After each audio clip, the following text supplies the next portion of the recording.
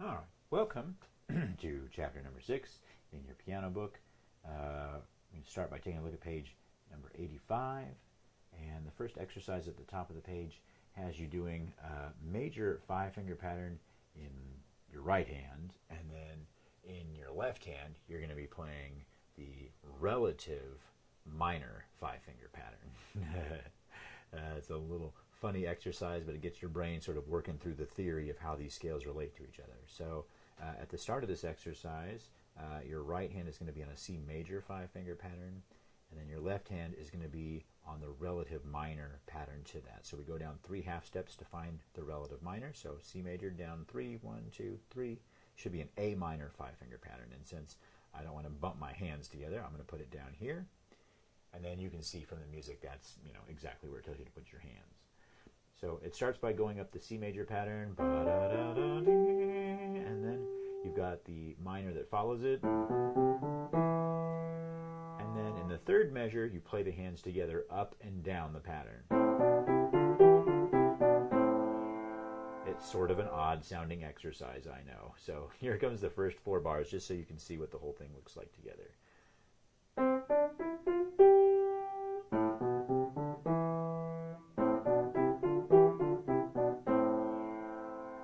The idea of the full exercise is that you then take that pattern and then move it up by a half step. So then you would switch it up to C sharp major and A sharp minor down here.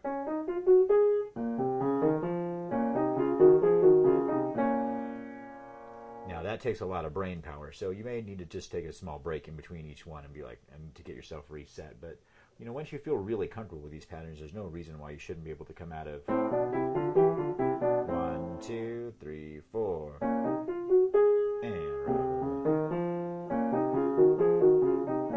although hopefully cleaner than I just did. So that's the idea behind that exercise. I'm going to play the whole thing top to bottom, just nice and slow, so you can see what the full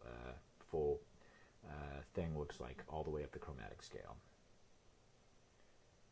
2 and 3 and 4 and.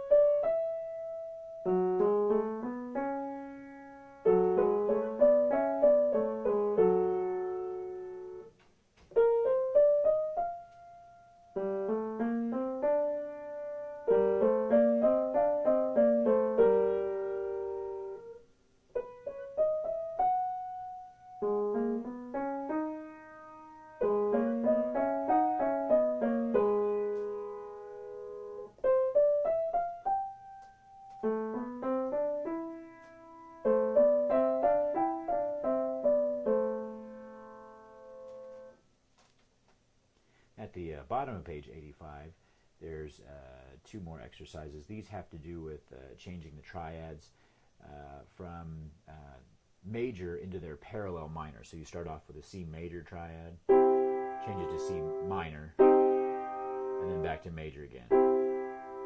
And then in this exercise, you hit it one last time as major. So it sounds like this. It goes.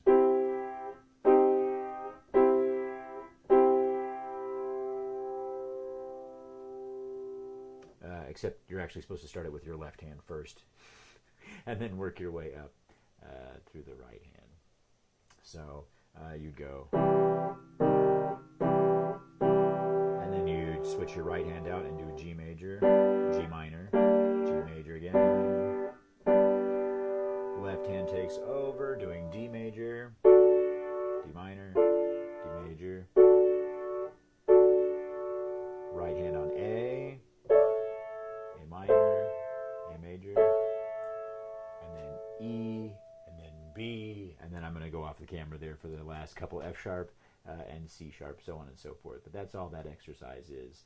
An exercise on the playing major and parallel minor chords halfway down on page 85. Check out number 2, though. Number 2 is the same exercise, just starts on C flat instead of starting on C. So you'd start it down here on what we normally would think of as a B chord, but we're going to think of it as a C flat major, C flat minor, and C flat major. Check out that double flat symbol on the C flat minor chord. That's a symbol you don't see very often, and it just means to lower that note by 2 half steps instead of by 1. So normally it's shown as an E double flat. So if you start on an E and go down 2 half steps, that takes you to E double flat, which is that middle note on a C flat minor chord. This is why we don't usually think of this chord as being C flat minor. We usually think of it as being B minor. It's a little easier to deal with than having to look at double flats on your screen. But you know, there are a few chords that require them, like the next one, the G flat minor also has the double flat there. So you can see that G flat major with a B flat in the center, and then G flat minor with a B double flat in the center, better known as an A note. So on and so forth, all the way up with that exercise too. And that's another just hand over hand over hand exercise.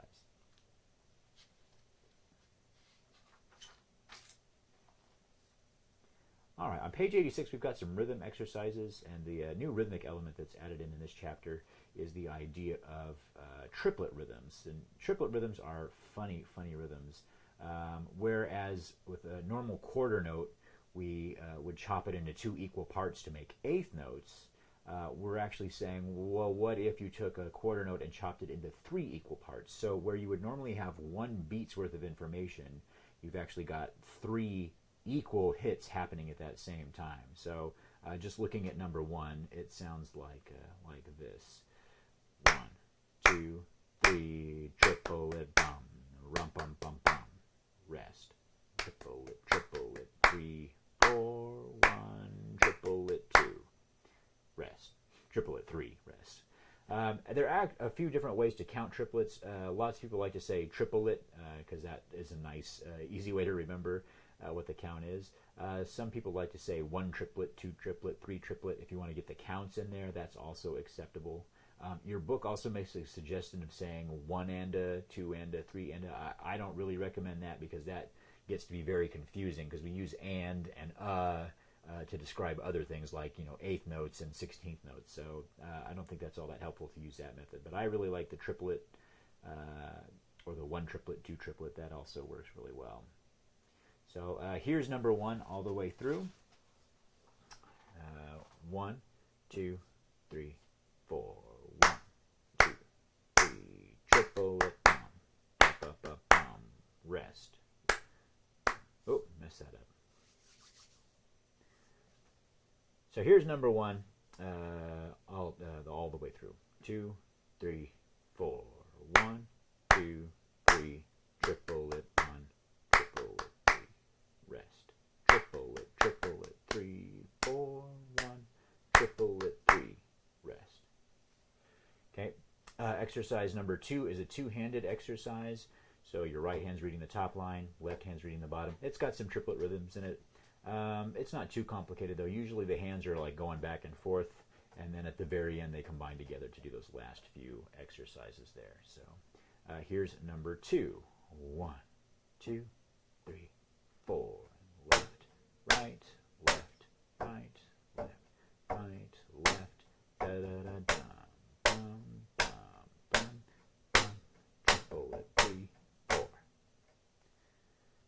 Exercise number 3 is another two-handed exercise, and the hands are really doing the same thing the whole time. It's not too tough on this one. It's just got some 16th note, 8th note combinations that you want to watch out for. So let me see. The counts would be 1 and 2E and 1 and 2E and 1E and 2E and 1E and 2. That makes sense since we're in 2/4. All right, so here it goes. Two-handed exercise on number 3. 1, 2, 1 and 2 and 1 and 2E and 1 and 2E and 1E and 2E and 1E and 2. All right, exercise number 4, another two-handed exercise with triplets. This one's a little tougher because the hands are both going at the same time through the whole exercise, and they are, for the most part, doing different things. So with exercises like this, and whether it's a rhythm exercise or something you're playing on piano, I always try and think about who the timekeeper is. There's usually one hand that's kind of keeping time, a steady beat somewhere. In this case here, in number 4, at the beginning, it's the left hand that's keeping the steady quarter notes, and then in the next measure, it's the right hand that's keeping steady quarter notes, while the left hand does some crazy rhythmic stuff. So always look for the timekeeper. That's my advice for handling stuff like this. Here we go with number 4 in 3/4 time.